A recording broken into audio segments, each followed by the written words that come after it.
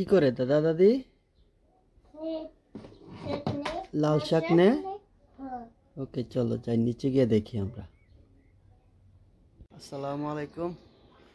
উপর থেকে যে জায়গাটা দেখালাম এটা আমার বাসার পিছনের একটা জায়গা। এগুলো তো অনেক ঘন হয়ে উঠছে না? বেশি করে বীজ ফেলাইছেন?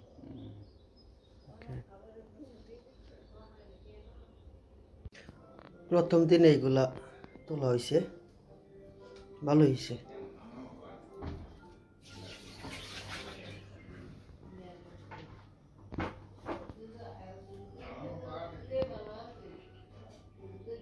নরমালি পিছনের জায়গায় আমি ফুল গাছ লাগাইতাম, কিন্তু এই বছর আব্বা আইসা সবজি বাগান করছে। কি করো তুমি?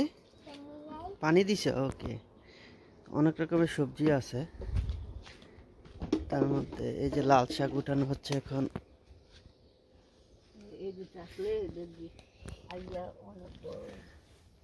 মোটামুটি একটু বড়ই হয়েছে। এগুলা লাল শাক,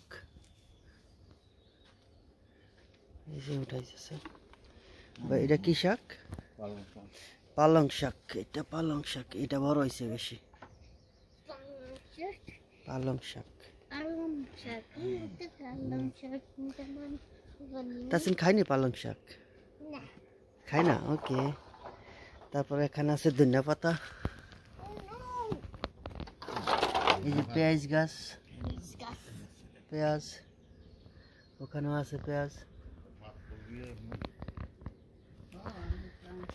আর এখানে হচ্ছে সিম গাছ না বা? এটা হচ্ছে সিম গাছ, বরবটি। ধনিয়া পাতা কিছু তুলে লন যাব না? কিছু না, সবজি তুলে নেবা। সবজি তুলে লাগবে না? ওকে। এই যে এখানেও আছে ধনিয়া পাতা।